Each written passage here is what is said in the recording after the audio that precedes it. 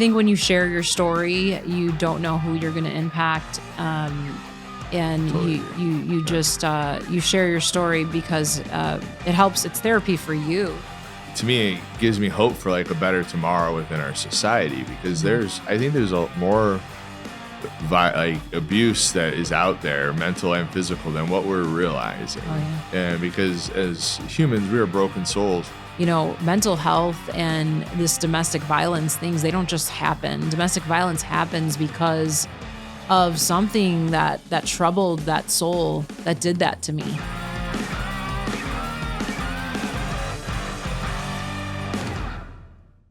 Hey, what's going on, friends? Jason here with Love Local Chicagoland podcast. I'm here with Dana Roppo today to be able to get her story and her message out and what she's doing with It Ends With Us movement, my friends.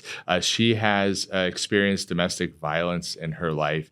She has overcome, and she has used in her struggles, the things that she went through, now to help lead other women, to build community, to create community, so that you could. It really just comes from a place of wanting to be able to help each other. I'm really excited for you to get to hear her story and what she's doing with It Ends With Us movement. I think it's really important. And I'm going to be honest, I just love interviewing people that take things that were hard in their lives and they learn through it, they grow through it, and then they give it back to others. Imagine if we all did that. So stay tuned and keep listening to this show. Let me introduce you to Dana. Dana, welcome to the show.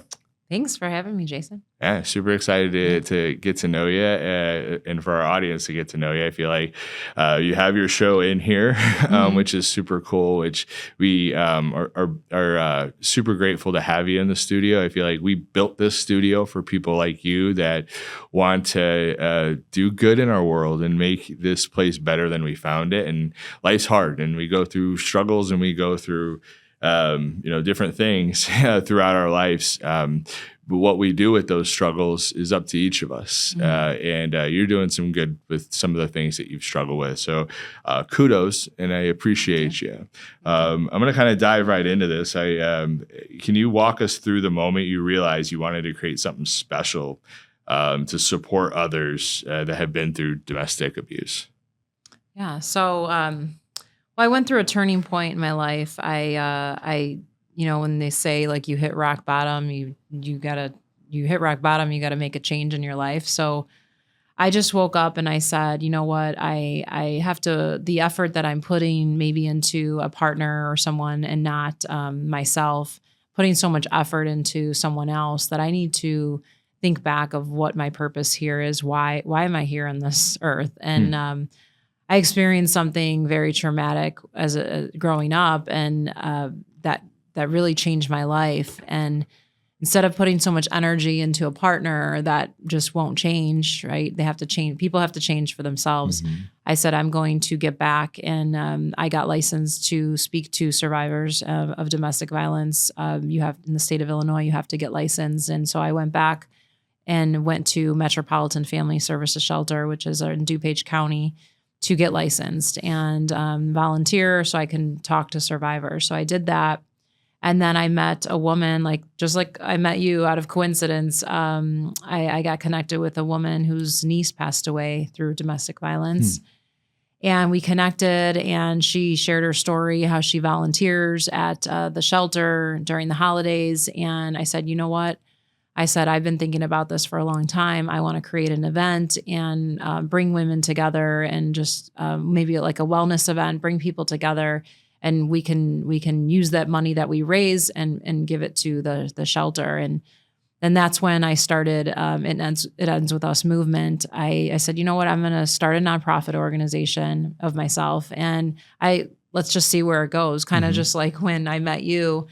And you're like, you should start your own podcast, like with your story. And I was like, we'll see where it goes. Like in anything in life, you don't know where things are going to go. If you don't start, if you don't face your fear and start with that change, it's never gonna evolve from that. So, and that's kind of how it started, really, my idea. Your passion for this since the onset is it's inspiring to be able to see. And to me, it's sometimes people say like a bulldog approach. That approach means like you're all in. Like there is nothing that is going to stand in your way. The trials, the tribulations, all those things you're going to find solutions for, and you're going to get through this. You have done that. And now, I mean, we've been working with you probably since August, September-ish type thing when we first connected, and to see like where you're at now and seeing, your show like officially launch and to be able to get these messages out there, I think are so important. And to me, I think people hear me talk about the 4 degrees of separation or 6 degrees of separation in our community are really 4 degrees, probably maybe even 3 in some cases. So if people like you or other people that have struggled kind of that have gone through things, get behind the mics in their own way, we can create a better tomorrow in our communities. But like we're going to have to put in that work and collectively as a community member. But I think you're a part of that with your movement, and it's right in your name. So I'm excited for our audience to get to know more about what you're doing with that. But the next question I want to touch base on, you mentioned a little bit about your journey, and you had some things that you've gone through in your life that helped shape you. You shared that your journey involved multiple life-shaping events. Without going too deep, what were the key moments that helped you define your mission? Well, I grew up in a great family, and I have an older brother, and my parents came here from Italy, so Italian Catholic descent, but good family, great school. I always worked hard in school and sports, and I was very athletic and dance, and just an all around, I guess, normal kid. But like, I didn't realize maybe things that happened in my childhood could have affected me from being. I'm an empath at heart, but affected me to be too empathetic sometimes for people who just won't put the work in themselves. Like I realized I can't change somebody else. And I realized that at a young age. I was 18 or 17 years old, and I went to grade school with this boy, and we went to grade school all my life with him, basically. And I didn't really, when you say like you think you know somebody, like I know you like through connection and everything, but I really don't know your mind and how you think and what goes on at home and in the deepness of a person, right? You don't know. And in this child, I just knew him as the cute boy in our class and like, funny, wild, like he was just a fun kid to be around with, made me laugh. And so you look at the outside of that person, and I really didn't know his like family life, his child life.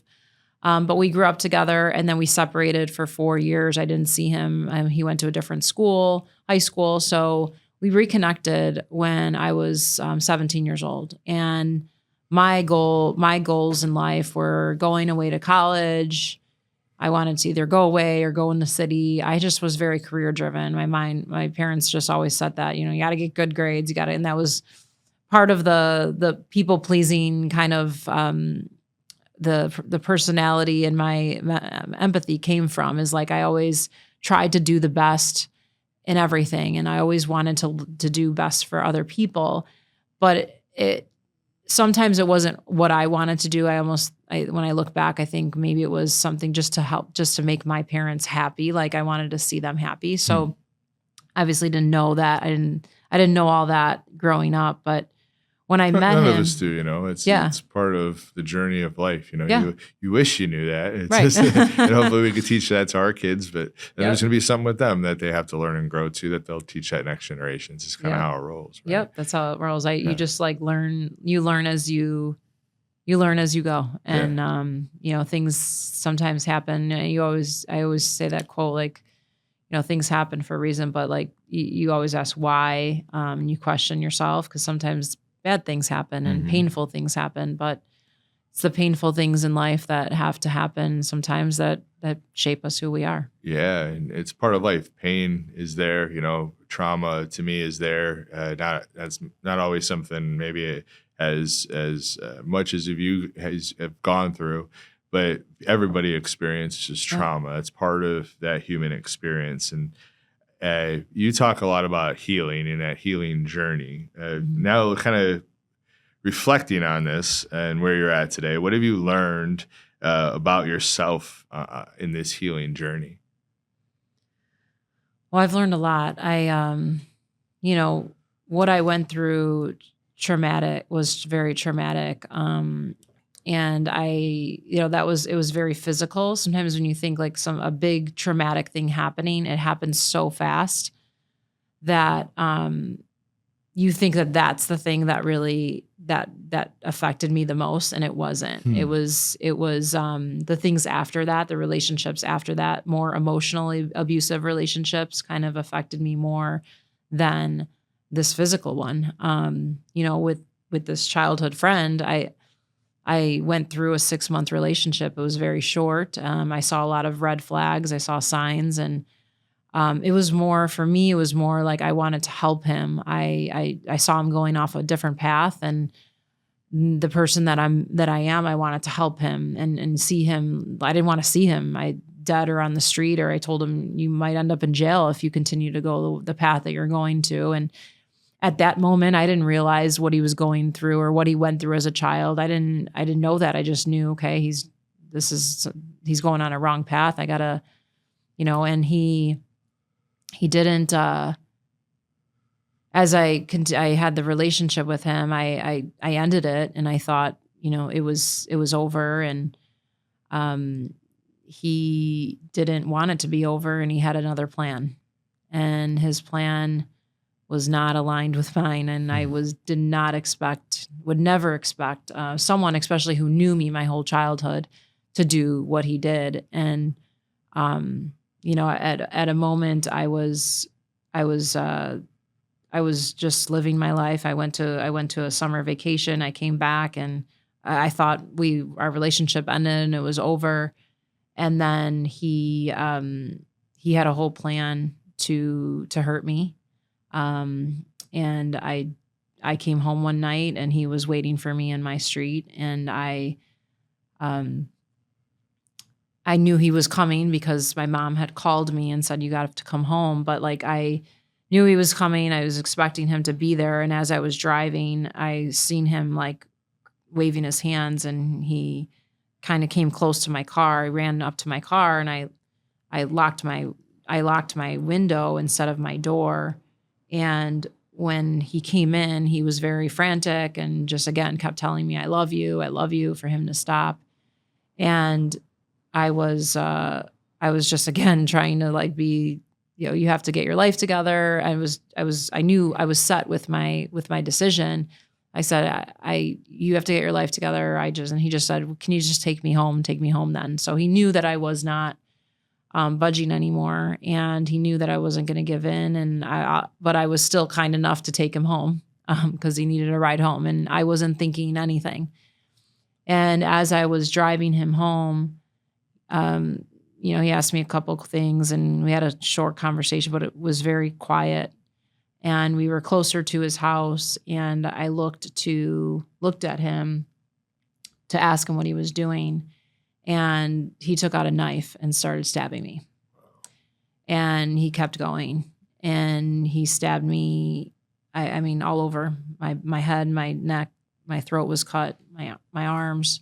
As I was covering my face, he cut my face, and my mouth dropped, and my throat was cut, and I couldn't speak.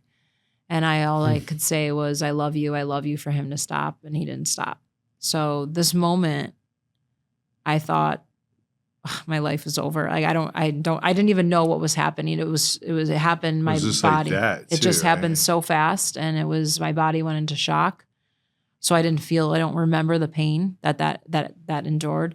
I remember the pain of the emotional abuse, because that was all the short period of time. But like that pain of that moment, I don't remember, but I do remember everything that happened. And when he kept going, literally a car came on the side of the road, and that car saved my life. He got scared, told me to drive the car, and I was like, how am I going to drive this car right now? My finger was almost severed off my hand, and I was stabbed 18 times. I was stabbed a lot, and I didn't know how I can do this. But he turned around the car, and I turned to look at him, and I saw that he had his hands were his hands were looking for he dropped the knife and he used his hands to put the car in park.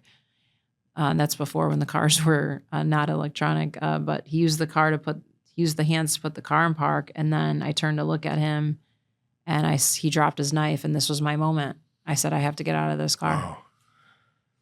So I looked at him and I said, I have to get out of this car. And literally my life flashed before my eyes. I seen everybody in one room, and then I seen my grandfather's face. And I said, I have to get out of this car. I ran. My first instinct was to run to his house, and his whole family was there. And so I ran to his house, and he pushed me again. I got back up. He pushed me again and got back up again and banged on the door and walked 2 steps into the mother's arms. And I collapsed into her arms in a pool of blood. And the ambulance came, took me, and said, who did this to you? And I told them. And then right there, my life, again, brightest light I could ever imagine. And I woke up to seeing my family cry. So cry tears in front of me. And I knew at that moment, though, I was going to survive. And there was a tube in my throat, so I couldn't talk. And so when that came out, I was able to share the story with everybody, and they couldn't believe it.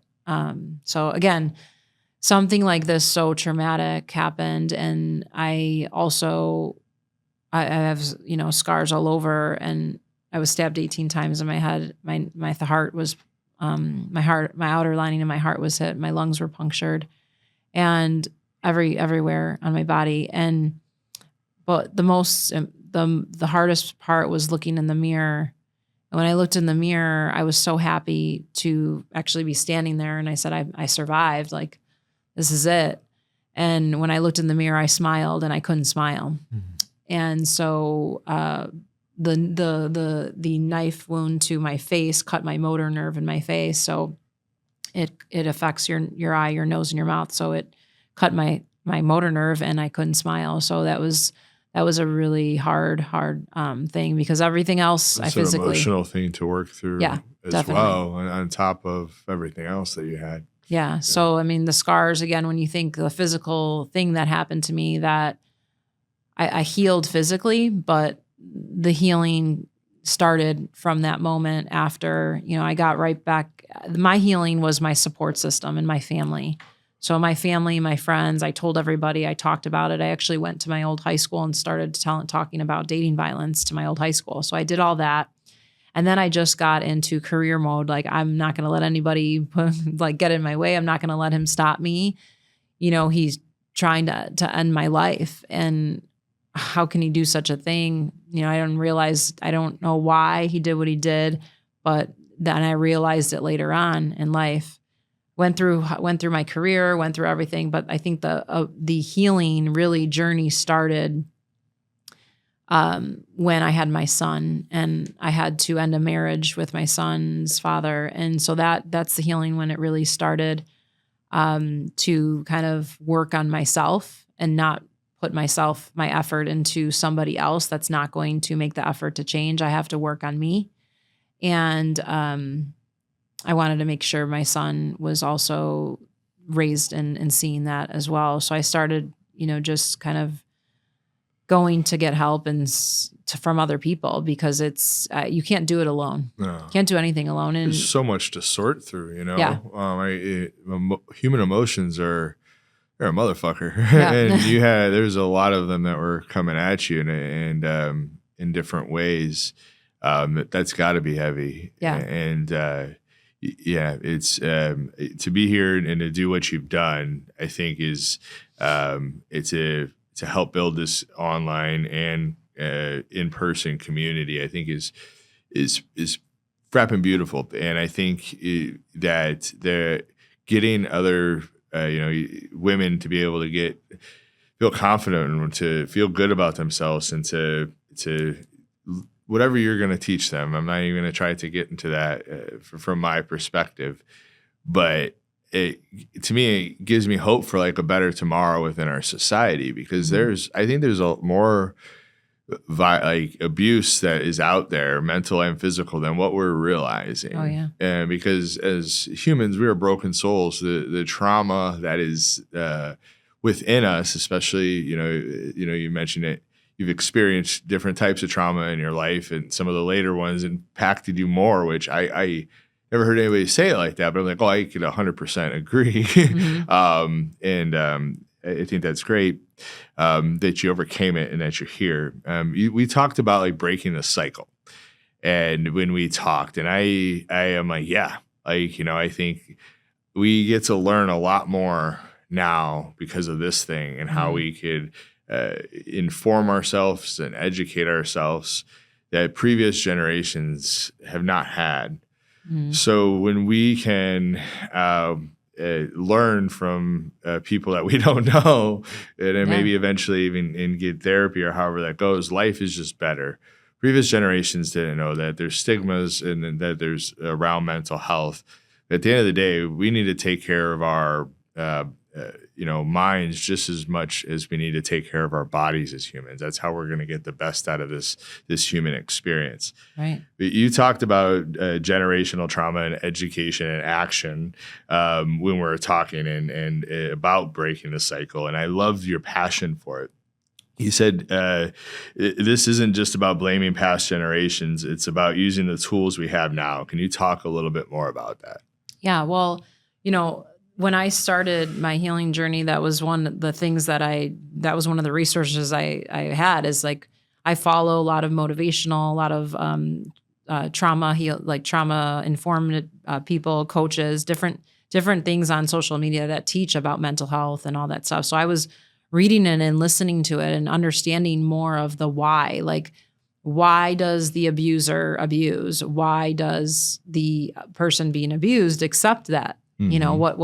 Why is this all happening? And so, like, when you educate yourself and when it's out there on your phone, like, that's the stuff that like really makes you think. And education and awareness is what we have at our fingertips. And now I just spoke to a class of teenagers, and that's what we talked about is that, mental health and this domestic violence things, they don't just happen. Domestic violence happens because of something that troubled that soul that did that to me, as that human that hurt me and chose to do that. There's something wrong that happened there with the childhood and broken. And it's, and as hard as that has been, there's like the love and grace that's there, right? But it's not easy. It's not that, but there's trauma. So like, if we could focus in on working on healing, like, and each of us, and understand that, I think we could be nicer to each other, and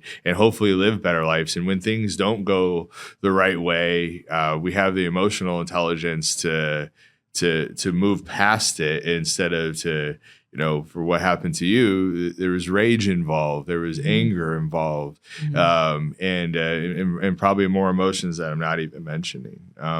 Appreciate you sharing that insightful comment.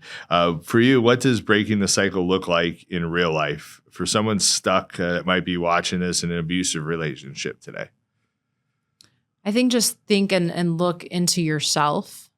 Look into yourself and understand yourself of why you're accepting the behavior that you're receiving. What is it in you that maybe you're doing that triggers this person, or that person triggers you?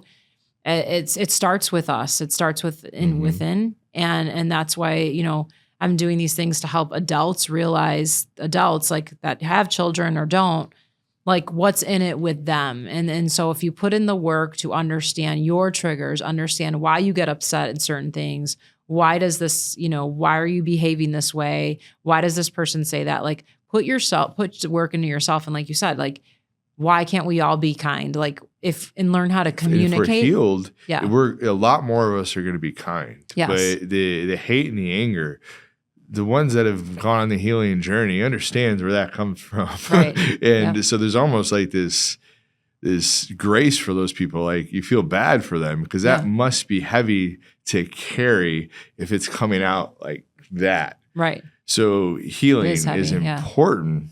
And to me, you can't always do that alone. I know for me, I couldn't, in my own struggles, wasn't the domestic abuse, but I couldn't do it alone. Go get a therapist, get a small group of people that love and trust you, and you could be real with that.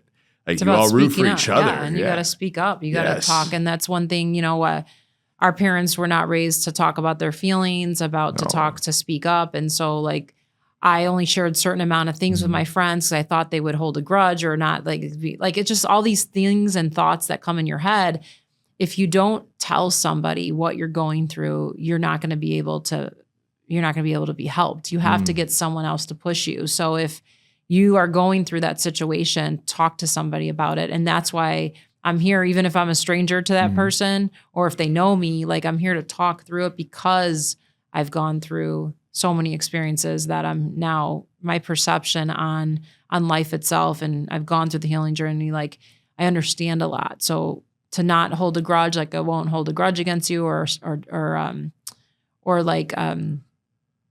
judge you in any way. Like, it's important that's why sometimes it's important to talk to strangers versus your friends and family, because you're worried about being judged or that stuff. I think finding a stranger to talk with, I think, helps, especially in the beginning part of the process, especially if your family might not be that supportive or not, might just have their opinions, might not truly listen and help you through. Everybody's different on that piece. Right. But I think, to me, a therapist is like, you should have one on call. I think overall, I think just like you would have a personal trainer, and it helps us because sometimes as humans, we get into cycles that are unhealthy. To have somebody that can help you get out of that cycle to get back healthy again, so you don't keep going down that cycle and it gets worse. Right. It's super important to live in a good life. You mentioned, you talk a little bit about this, I guess, here, but just to get through this question, add anything that you want to add. You mentioned how your healing really began when you started accessing the right people and information. What, for you, in a quick synopsis, what made the biggest difference for you?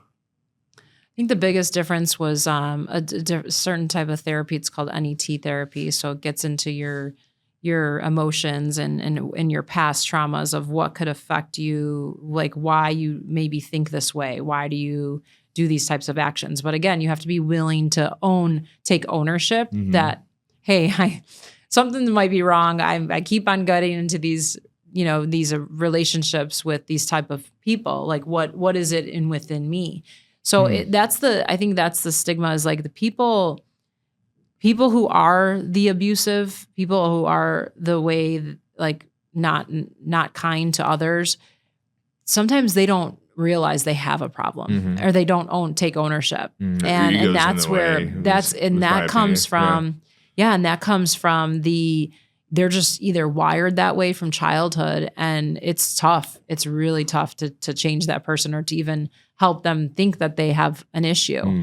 But with me, like, that type of therapy, like getting down to knowing why these things, and it kind of stems down, it all stems down to the childhood trauma. I never went through any traumatic things as a child, but it could be little things like, my mom, just my parents being like controlling, like the controlling Italian, like, heritage, and that's the way they are, but that's just the way they are. They have huge hearts, but the way they are, like, always trying to always that's the way impress. They learn too, yes, right? That's the way they learn. So that kind of getting to the bottom of that, like me moving from one house to another as a child, like, I was so traumatized. Like, I'm like, no, I don't want to move away from my friends. So, like, I realized that moment in my life was a trigger to my mom, like to my parents, of like, why are we moving? And I was upset as a child because I never had time. No one was listening to what I was feeling at that moment. So like, that's when it really hit home. But we have to speak to our children and understand their feelings and get to know what they're feeling. Because if you don't, then those feelings stay within and they come up later on in life. And that's kind of what's happening in our generation. So we have to break that cycle of teaching the next generation. Yeah. And to me, it's this studio was built for just that, to help break the cycles, because we can now help each other. And with whatever our struggles are, and we could teach each other and we could help each other. Where before we only had maybe just our parents or maybe our grandparents, or we had 4 news stations or whatever that was giving us this information. But the way that we could access information, the way we could learn, the way that we could grow now is really life changing if we put in the work. But in order to put in the work, because this is so deep, we need to be coming from a helping hand and wanting to help people get right. Help. To me, we did a mental health show with 4 of us men talking about why it's important for us to talk about our mental health. Like, it's real. Like, and if you don't want to talk about it, then like, how else are you working through your shit? Like, because life is hard, and it's not just a great flat road or just a great upward journey. It is, no matter what, it's a cycle of life. I love the community that you're building. I'm watching you on social media, and I don't say this for everybody, but I feel like I mentioned a little bit earlier, you're building a community in the air. You're having your show. You make other types of content. You create with other people that you have similar visions and wanting to support and help people grow. It's you're building a community on there. You get great engagement. Your show is going to help do that even more, because the impact that you're having from the people that you're talking to, that you're amplifying voices for, is once you get going, it's just going to continue to take off for you.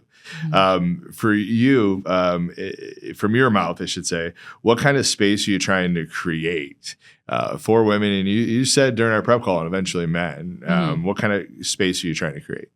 I'm trying to create a space where the everyday woman could go to. Like, I mean, there are, and also share my whatever money that I raise with other nonprofits that help people, because there are like Wings and Metropolitan Family Shelter that are 2 large, Cook County and DuPage County, that are large organizations that help women going through, or women and men going through domestic abuse, and they have a lot of resources. But I'm creating a community where the everyday person, like, maybe you're not going to call a shelter and, say that you're going through domestic violence. But again, like I said before, everyone kind of goes. I mean, I can sit in a room of 10 women and probably 9 of them have been in an emotional abusive relationship at some point in their life.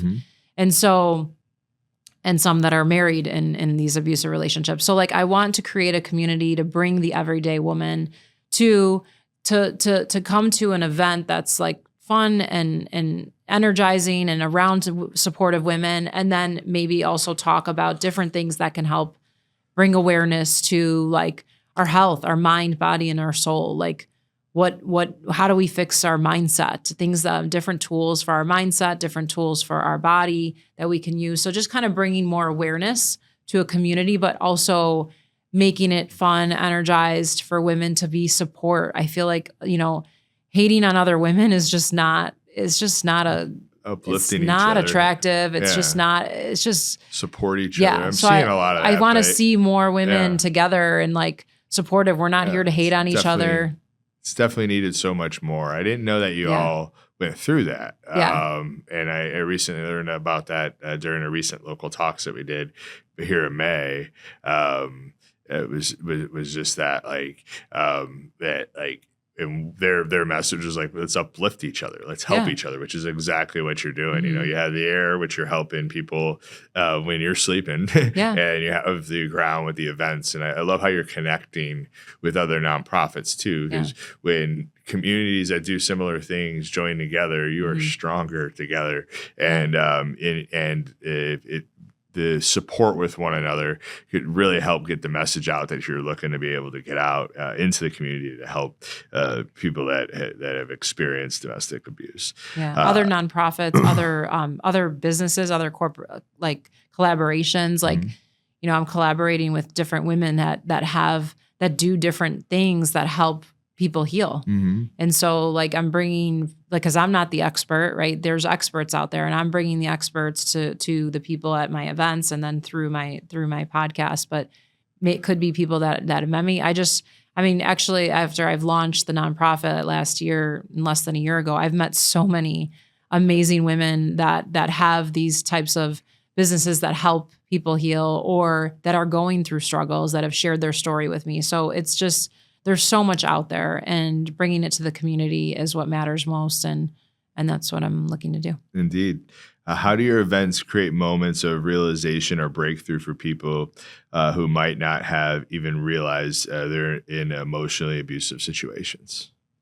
Well, it just brings light, because you're not, they're not expecting maybe to, I feel like the people that are going to attend my events or people that follow me are doing it for a reason, right? There's Sure. something within them that either are they're wanting to support me because they like me, or they know me, or they're, maybe going through struggles. And it's, I never really share every little thing that I'm going to create in an event. I think I like to go to an event and not expect it when you unexpect it. I just went to an event yesterday and for a nonprofit organization, and I wasn't expecting to cry my eyes out. And the story that was told was just so heartwarming. And I didn't realize that. I'm like, this nonprofit, like this, it was like a program that helps adolescents, teenagers or children, if they get into trouble in the law, and it helps them go through this program to turn their lives around. And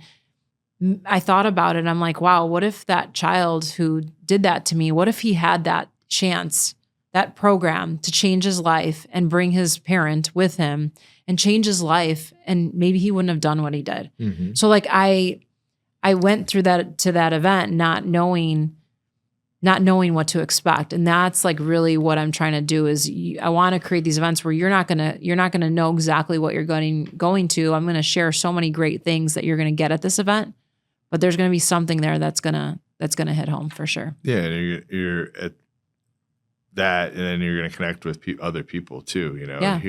Being around other people that are there for the reasons you're mentioning. Like there's comfort, I would think, that is there. There's possibly deeper relationships that are built from connecting at your events, I would think of. Comfort, right? support, so women supporting women, just going and being around strong women and having a fun night rather than going out and drinking and, doing whatever you want to do with your girlfriends. Like this is more of a impactful way to spend time with your girlfriends. Yeah, I love that.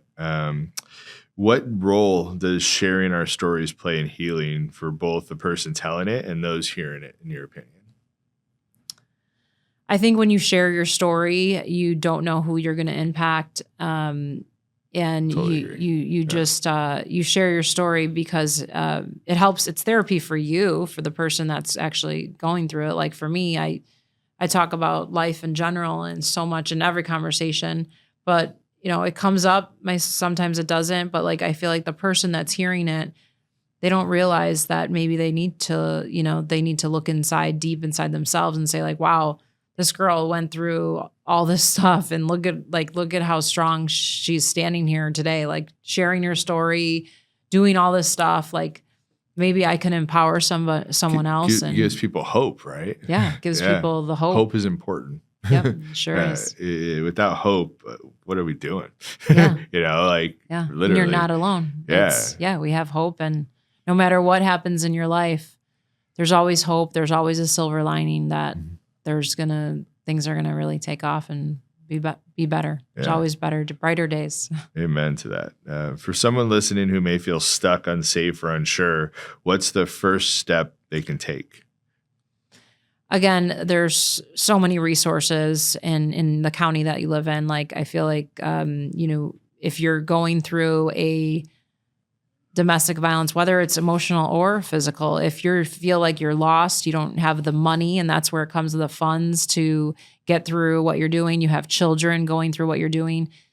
If you contact the local shelters, like the local organizations, the nonprofit organizations like Wings for Cook County or Metropolitan Family Services Shelter, and then also like you look up nonprofits that support anything that you're going through and Google it, It's that easy. Like it's the And numbers. They're here. They're here. They're for local. anything, whether it's I mean, domestic I've abuse never or something knew else. the amount of nonprofits there that exist until I've gotten involved in my community. And so when you're involved in your community, when I started watching you on your podcast, I'm like, I need to meet this guy. I was the same way. Yeah. I was in corporate America until 2017. And then once I started getting involved in the community, I didn't know all these things were here that could help us do life better. It was more of like this awareness. And I think through for people and through that was like, oh, there's this changing time with social media now. We could get awareness. And for us, it's a big part of why we're building Love Local the way that we're building it is because we think we can help each other. That's why we rent the studio out. That's why we do Love Local Chicagoland out in the community. You know, we help businesses and nonprofits and all that stuff with video stuff. But it's also like the other community building stuff is important because if we can know this stuff is happening in our community and we could now start gathering in community to have one another's backs. Game on. I think there's a lot more hope in our life.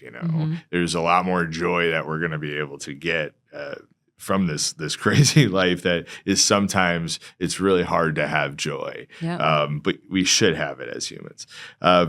The next question, what resources, actually, I won't do that question. I feel like you just answered that.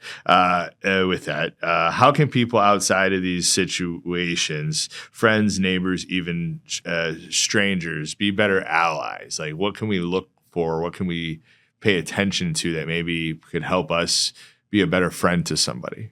Yeah. I mean, if you're seeing someone in a relationship that's like not healthy, you can't be afraid to like ask, like, how do you feel in this relationship? Like talk to your friends and family because, I was not acting myself. You don't act, the person who's getting abused doesn't act like themselves. There's things that happen. Like if you see a change in that person and you know a person very well, then you have to confront it and don't feel like, oh, I don't want to get involved in their relationship. It's not about getting involved. It's just asking someone how they feel and how things are going. And if you're not comfortable talking about it with them, you get resources like, hey, I know someone that might be able to help you.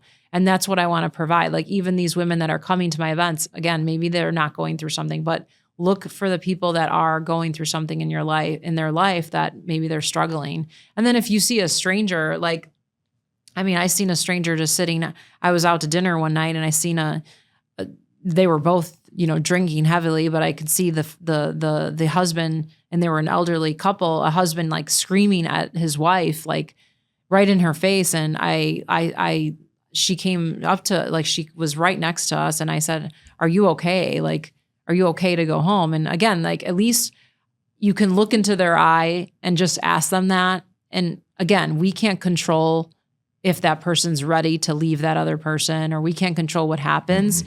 But at least I take the time to just look in their eyes and just ask them, are you okay?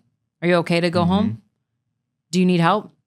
And that moment, it makes them feel that they are being, they're seen. They're being seen. And that's what it's all about. Like, if you see someone going through something, don't ask them questions and don't refrain from like not getting involved. It's not about that. It's really just caring. It's being a good friend. Yeah, being a good friend. And if it's nothing, then through that you learn that. Right. But if you don't ask, it's better to assume in that situation. You don't want to usually assume, but it's better to ask. Even if it's just like husband and wife or partners like fighting. I mean, everyone gets no one's perfect. Everyone argues, right? It's not always a big deal, but it's sometimes it but I think if you know your friend, like know that something's not right. I mean, that certain signs you saw, like it's just okay to like speak up about it. But again, like it's not like you're gonna hope for them to like leave that person, but at least just be there to support. And again, I wish if you have the resources at your fingertips, even if it's sharing like something on Instagram with your friend who's like you think might be going through that, like just like things like motivational stuff I would share with some of my friends, and they would be, it's just like, okay, it just gives them a brighter thing, and then they start to think. So it's like you're rooting them on when you do that, right? Rooting them on, or just giving them positive things because maybe they're not getting that positivity at home, or they're getting put down at home. Like just encouraging them to to be better and stronger. Yeah. It's hard. It's a hard road to be strong. And if you feel alone, like your phone, you have the resources. So even if you don't feel comfortable, then that's why I'm providing like, here, listen. And that's why I'm providing the tools on social media to like listen. And it might help somebody go through what they're going through and maybe provide a resource for them. You never know. Yeah. It's thank you for sharing. Kind of wrap up a few more questions here. Really want to talk about, what has you excited and a little bit more about It Ends With Us movement. Can you tell our audience about what It Ends With Us movement stands for?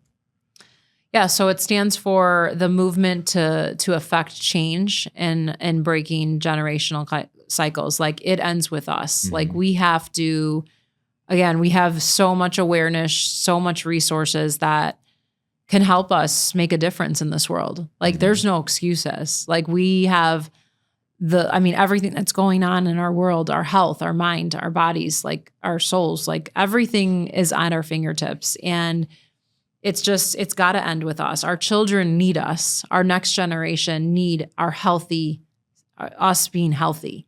And healthy, what I mean by healthy is not just, so like our next generations need us. And it's not just healthy about your body. Like you can be the biggest gym rat or whatever you're doing, like you're healthy in your body, but your mind, if your mind is not healthy, if you still are insecure, you're still just get anger rages, you still have all these things like that your body doesn't matter. It's your mind and your soul. If your soul is not connected and aligned with caring for others and kindness, like you got a lot of work to do. A lot of work to do, and like go now because we need you. The people that are there, we need them as a society to fix their shit. Yeah, there's too many murders. Every day, like I see, and I hear stories too of women getting killed. And that goes back to me being lucky that I'm here to share this. But like, people are dying. People are getting murdered. People are going to jail for the rest of their lives. I just saw someone get burned to death. Like, it's like, how do you burn another human being? How do you light fire on another human being? Like this is just like unhealthy spirits in you for these sure. are just very, a dark soul in that person that never did the work. But like, again, why is that? Why did that woman maybe accept that behavior? But again, it goes back to, working on yourself. And it's just it's sad to see someone get inflicted pain by somebody else, whether it's emotionally or physically, and them have to suffer the consequences for the rest of their life, whether it's in jail or whether it's mentally. Like the people who have the energy to put and manipulate and just put someone down so much, or like just argue for no reason, like just the energy that goes into that causes stress and will cause that person to die. So like, what are you doing in your mind? And so there's so many people that are just dying of unnecessary diseases. So we just have to put the work in on ourselves and make the world a better place. Our mental health is so important, and it's something that we should be talking about, something that we should be coming in together in community with, maybe getting a therapist if you need to, because life is better and when you could work through the things that have made it hard for you. In my experience, it's life-changing when you could work through your shit. Yeah. and I'm a broken soul like the rest of us. When you get to do the work, it makes for get a better perspective on life, and it leads to a more joyous day. Yeah. And that's not always hard or not always easy to have a joyous day. But when you do your shit, you're pretty joyful every day because you understand just a small piece of your story, and you don't let maybe what used to carry on your emotions and maybe would come in different and unhealthy ways. Now you gain a perspective that, to me, through doing the work is the better perspective, where you're kind of coming from that place of giving grace to each other, supporting each other, helping each other, being kind to each other, uplifting each other. my hope is that we can do the work. I think we have, we've just had these things for 10 years. Yeah. So what could we do now if we continue to do this? As we talked about earlier, I think it's important for our next generations. And this generation, let's finish strong, It's been a kind of a tough one for our generation, and overall, 2008 crisis, COVID, whatever this stuff is now. And, but what if we could just rebound and we can make a better tomorrow because of, people like you, and just using their struggles to help uplift others. And the more good we put out into the world, the more good that our kids are going to see on their phones. That's rather than studio's garbage, built was right? That right there. Yeah. was like, no, we just have to control the airwaves now. Right. So the good news is everybody struggled and has their own thing to work through. But it's an evolution to get there. But more people need to come behind the mics that have gone through their own things with a helping hand, with an uplifting, with sharing their story, with interviewing other people, sharing their stories and getting those messages out there. Because in community, we connect with each other and we could heal together. Yeah. And I think that's important. You think that's important. You have some really cool stuff coming up. Talk about the women's wellness event that you're putting on later this year. So I started again with this with a domestic violence awareness month, an event in past October, but I'm going to be doing 2 big events a year, which is one in October and one in May for Women's Health Month. So we'll do a women's wellness event in May, and then in October more of a fundraiser gala for women and men to join, and it's going to be for a good cause. So throughout the year, the money that I'm going to raise for my nonprofit throughout the year will provide different types of support for different things to provide women for again, this has evolved from nothing into something. So every day it's evolving. My ideas are brewing just like any other startup business. It's the same thing, but I want to create different activities throughout the year that are free for women to come to that maybe don't have the money to afford it, and maybe go through a breathwork class that might help them get through healing, and not so much the stigma, go to a support group and get in a room with people and start talking about your life. More healing activities throughout the year that the everyday woman could join. And then maybe evolve to, doing stuff for men. I'm not sure where it's going to evolve, but the 2 big events that I've created are the one in May and one in October. And then I'll be creating some small events throughout the year and sharing my podcast. But I do want to share, again, I don't know where it's going to evolve, and it's getting bigger. Just like you said, I've gone from when the day you met me, I feel everything. And I think I know I've thanked you multiple times, but you thank somebody because I'm grateful that everyone comes in your life for a reason. And so me going on social media, seeing you on an interview on podcast, and then I'm oh, hey, I want to meet, taking that one jump to say, hey, I want to meet this guy, Jason, and just tell him what my idea is. Maybe he can, and then you gave me the push to hey, why don't you start your own podcast? Something like that. If I can create these events where someone could be pushed to say you know what, I'm going to try this. And then it changes their perspective on healing, or changes their perspective on life, and healing feels good, by the way. Yeah. It feels better. It's not as heavy. Yeah. Yeah. So it's just a stigma. I mean, you don't think about people could say oh, you're healed, and that let them think that, but it's yeah, it's not, it's something that you got to do stuff for you. And if you're in a relationship or you have kids, you still gotta be your own person. You gotta make time for yourself. And you're not gonna be the best for the people that are around you, and especially your kids. So sometimes you gotta go out once a month as a mom and go to an event for you, or go to a class that helps you become better and stronger mind, body, and soul. Make sure that you're all put together and you're healthy to create that environment for your kids. And you know what? Your kids are going to see you oh, mom's thriving, mom's out there doing this. And, it just makes kids want to see you win, right? Yeah. And it gives them hope and inspires them too, and being real with your kids. I'm going out tonight to go to this event because I think this is important, and sharing the reasons why we do things that we do. Yeah. I think is important for that next generation. If Yeah. somebody's looking to connect with you or follow you, where can they do that at? So I have a Instagram, It Ends With Us movement, and also a website that I'm in the process of creating, but movement.com. And again, I post on Instagram mostly, and then I'll be sharing my podcasts on Spotify and YouTube. So, but most of my content is on Instagram. Oh, that's awesome, my friend. Well, you're just getting started, and I'm super excited to be on this journey, kind of sitting here watching the story unfold. I think you've already helped a lot of people. I think you're going to help even more as you continue to grow your air game, and you're going to bring more people to the ground and bring people together, which I think is important. So keep going. Thank you. Any last words? Anything else you want to say to our audience?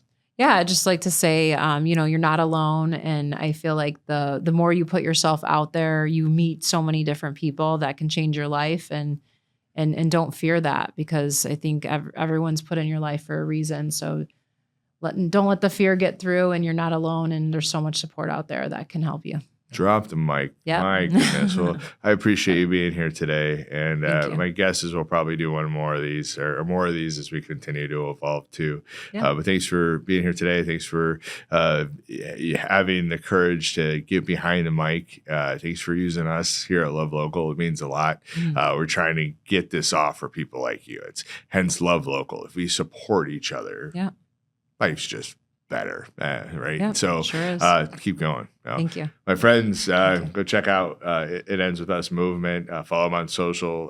Get to know the heart behind what they're doing. I hope you got a little bit of that today. My friends, when we take our struggle and we try to do good with it, life is just better. So I challenge more of you to get up and roll up your sleeves and to find out, what was your struggle? How can you help other people? Is it kids? Is it women? Is it men? What is it? And where can you go? Is it people with special needs?